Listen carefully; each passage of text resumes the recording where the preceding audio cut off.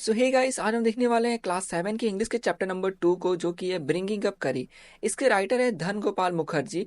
और यह अपने एक एक्सपीरियंस शेयर करते हैं बचपन का, जब उन्होंने एक हाथी के बच्चे को पाला था। तो आइए देखते हैं कि हमें क्या बताते हैं।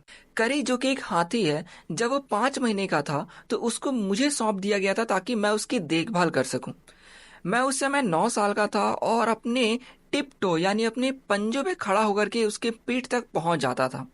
देखकर ऐसा लग रहा था मानो 2 साल तक उसकी हाइट बढ़ी ही ना हो। लेकिन ऐसा इसलिए था क्योंकि शायद हम दोनों एक साथ ही बड़े हो रहे थे, इससे मुझे ऐसा फील आ रहा था। करी एक पेविलियन, जिसका अर्थ हुआ तंबू या आप टेम्पोररी एक घर बोल सकते हो, उसमें वो रहता था, जिसके रूफ बने थे टैच्ड यानी सूखे घास से, और किनारे किनारे ट्री के स्टंप लगे हुए थे हैवी से, ताकि कभी भी अगर वो टकरा जाता है गलती से उनसे तो उसका घर नीचे गिर ना जाए। एक बात जरूर है करीर के बारे में कि उसने एक बार एक लड़के की जान बचाई थी। इस चीज को आगे राइटर डिस्कस करते हैं, उससे पहले ये बताते हैं कि करीब बहुत ज्यादा नहीं खाता था, लेकिन फिर भी उसको लगभग 40 पाउंड यानी 18 किलो ट्विक्स चाहिए रहते थे एक दिन में। ट्विक्स का अर्थ हुआ जो कोमल ब्रांचेस होते हैं, उसको कहा जाता है। राइटर कहते हैं कि हर दिन वो उसे नदी में ले जाते थे सुबह सुबह स्नान कराने के लिए। वो अब जो बालू है, साफ बालू से उसके पीठ को बहुत देर तक साफ करते थे, रगड़ते थे, रब करते थे। और उसके बाद वह पानी में चला जाता और वहां पे बहुत देर बैठता। जब वह पानी से थोड़ा बाहर निकलता तो उसका स्किन पूरा साइन करता यानी चमकता, और इबोनी यानी एकदम डार्क ब्लैक दिखता। वह खुशी से स्क्वील यानी चीखता। उसके बाद राइटर जाकर के उसके पीठ को पानी से रगड़ते थे। इसके बाद राइटर करी के कान को पकड़ करके उसको बाहर निकालते हैं, क्योंकि यह सबसे अच्छा तरीका है हाथी को कहीं ले जाने के लिए। फिर उसको जंगल के किनारे छोड़ करके वो जंगल के अंदर चले जाते हैं, ताकि वो ल्यूसियस यानी कि बहुत स्वादिष्ट ट्विक्स जो है, यानी कोमल जो पेड़ के ब्रांचेस आप बोल सकते हो, उसको लेने के लिए जाते हैं इसके डिनर के लिए। इन ट्विक्स को काटने के लिए एक शार्प हैच यानी एक छोटी सी कुल्हाड़ी चाहिए रहती है, जो बहुत साफ हो, क्योंकि अगर वो सही से नहीं करते हैं तो एलिफेंट उसको हाथ भी नहीं लगाता है खाने के लिए। और वो कहते हैं कि बहुत ही मुश्किल काम रहता है, क्योंकि उनको बार बार एक पेड़ से पेड़ जाना रहता है और ये सब इकट्ठे करने रहते हैं।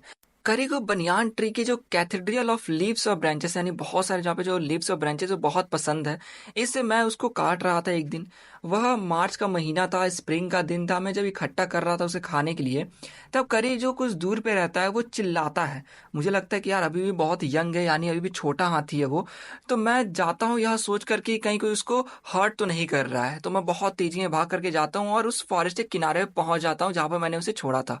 वो वहां पे नहीं दिखता है, तो मैं उसको चारों तरफ ढूंढता हूँ। फिर मैं जब पानी के किनारे के पास जाता हूँ तो मैं देखता हूँ कि सरफेस पे कोई ब्लैक सी चीज जो है स्ट्रगल कर रही है आने के लिए।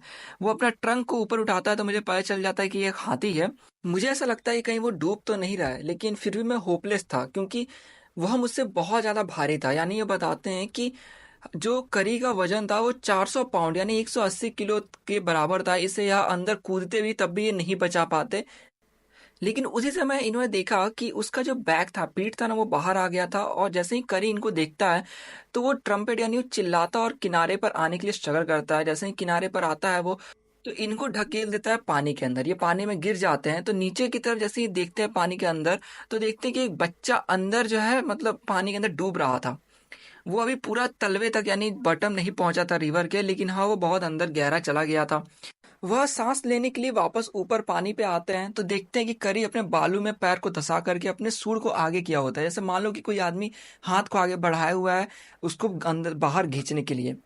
ये अंदर जाते हैं, उस बच्चे को पकड़ते हैं और फिर ऊपर की तरफ आ जाते हैं। ये कह रहे हैं कि ये बहुत अच्छे स्विमर नहीं थे, इसीलिए यह किनारे पर नहीं आ पाते हैं। ऊपर पहुंच तो जाते हैं, लेकिन धाराएं भले ही हल्की थी, लेकिन लग रहा था कि इन्हें वो अंदर की तरफ ढकेल रही है। अब करी जैसे इसको देखता है तो करी को ये बताते हैं कि वो बहुत ही स्लो और पॉन्डरस यानी कि डल है। लेकिन उस समय वो बहुत ही एकदम तेजी में हॉक यानी जो बाज है उसकी तरह एकदम अंदर आया। आधा पानी तक वो पहुंच गया। देन वो अपने सूंड को आगे करता है हमें पकड़ने के लिए। मैं हाथ आगे बढ़ाता हूँ, लेकिन मैं बार बार मेरा जो हाथ है वो स्लिप कर जाता है। मैं दोबारा हाथ बढ़ाता हूँ, लेकिन वो मेरा हाथ स्लिप करता है। मैं वापस पानी के अंदर चला जाता हूँ। लेकिन इस बार मैंने देखा कि ज्यादा मैं गहराई में नहीं था, इसलिए मैं पानी के अंदर जाता हूँ और एकदम तेजी से अपने दोनों पैरों से किक करता हूँ रिवर बैट को यानी सरफेस को। उस बच्चे को मैंने पकड़ा हुआ था और उसको एकदम से एरो की तरह मैं बाहर की तरफ आता हूँ। तभी मैं देखता हूँ कि गर्दन पर मेरे कोई लस्सो लस्सो का अर्थ हुआ कि जो बंधी हुई रस्सी है उसको मानो कोई बांध दिया है। मैं डर गया कि कहीं ऐसा नहीं कि कोई वाटर एनिमल मुझे जो है निगल लेने वाला हो। लेकिन मैंने ध्यान दिया कि वह करी था। फिर इस तरह करी उन दोनों को पकड़ करके बाहर लेकर आ जाता है। तो इस तरह करी ने उस लड़के की जान बचाई। अब राइटर यहाँ पे एक अगले मोमेंट की बात करते हैं। ये कह रहे हैं करी एक छोटा सा बच्चा है अभी भी, इसलिए उसको ट्रेन करना ताकि वो अच्छा हो सके वो बहुत ज़रूरी है। अगर वो शरारतें करता और आप उसको नहीं डांटोगे तो बाद में और मिस्चीफ यानी और ज़्यादा वो बदमाशी करने लग जाएगा। क्योंकि एक बार की यह बात बताते हैं कि एक बार किसी ने करी को मतलब बनाने यानी केले खिला दिए थे। अब केले से करी को हो गया इतना प्यार कि अब उसे जो पके हुए केले थे वो बहुत अच्छे लगने लग गए। और हमारे घर में जो डाइनिंग रूम है उसमें टेबल है विंडो यानी खिड़की के किनारे, और उस टेबल पर प्लेट में बहुत सारे फल रखे रहते हैं। अब एक बार की बात है कि उस पूरे टेबल पर से जो बनाना रखे हुए थे वो गायब हो गए। अब फैमिली वालों ने ब्लेम किया कि जो सर्वेंट्स हैं यानी नौकर हैं उन्होंने ही सारे केले खाए होंगे। इसके बाद कुछ दिन बाद वापस से केले गायब हुए। अब इस बार ब्लेम सारा मुझ पर आ गया था और मुझे ये पता था कि मैंने ये सब नहीं किया है। इन्हें बहुत गुस्सा आ रहा था क्योंकि इन्हें लग रहा था कि मेरे पेरेंट्स या फिर जो सर्वेंट्स हैं उन्हीं में से किसी ने खाया है सारे केलों को। अब वापस से एक दिन केले गायब हो गए हैं, तो उस समय यह घूम रहे थे करी के पैविलियन के पास, तो इन्होंने देखा कि वहां पर केले जो है वो स्मैश यानी नहीं होते उसको कोई पैर रख करके पूरा पिछला देना पड़े हुए थे। मैं बहुत सरप्राइज हो गया कि यार कभी भी हमने इसको मतलब फ्रूट्स ऐसे तो खाने नहीं दिया हुआ है, क्योंकि हमेशा तो ये ट्विक्स खाकर जीता है। तो थोड़ा सा सरप्राइज हुई कि आखिर ये कहाँ से आया। अब वापस से अगले दिन यह डाइनिंग रूम में बैठे हुए थे और सोच रहे थे कि क्या मैं फल खाऊं या नहीं खाऊं, क्योंकि इन्हें लगता है कि अगर ये खा गए सब कोई कहेगा कि यही इसका मतलब खाते आ रहा है। तो ये सोचते हैं कि बिना पेरेंट्स से पूछे खाओ या नहीं खाओ, तभी एकदम से देखते हैं कि एक लंबी सी ब्लैक चीज अंदर आती है सांप की तरह, और वहां से फिर जो बनाना से वो लेकर चली जाती है।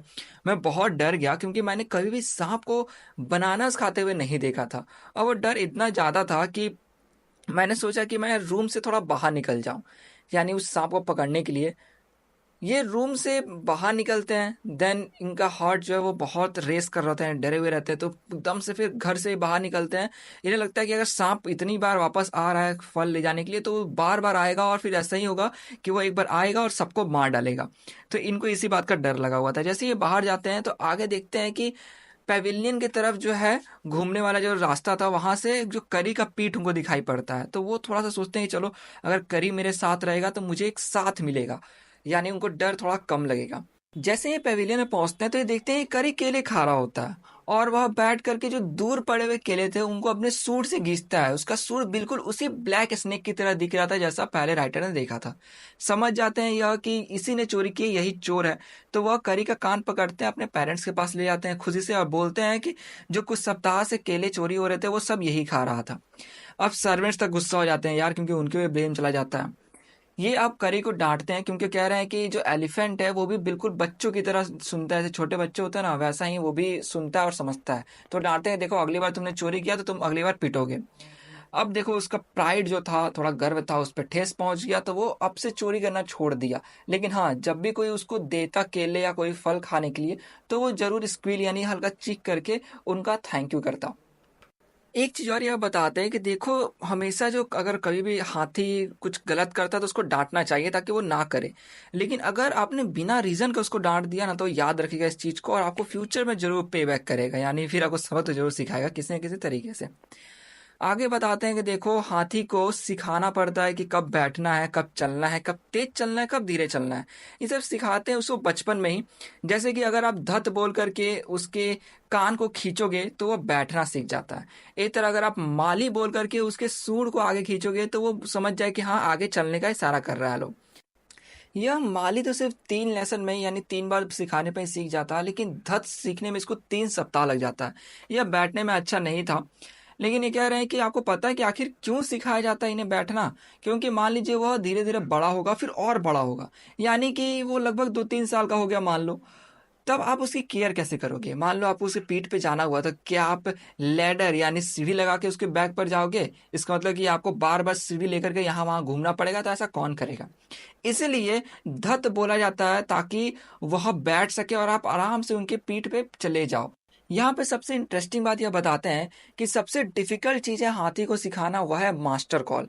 इसको सीखने में लगभग 5 साल लग गए थे इसे सही से सीखने में। और ये जो है इसके अंदर मास्टर जो है वो एक हिसिंग और हाउलिंग का साउंड निकालता है, और यह उस हाथी के कान में बोला जाता है। यानी ऐसा लग रहा हो मानो हिसिंग साउंड यानी सांप, और हाउलिंग यानी कि जो टाइगर है वो दोनों एक दूसरे से लड़ रहा हो वैसा साउंड निकालना रहता है।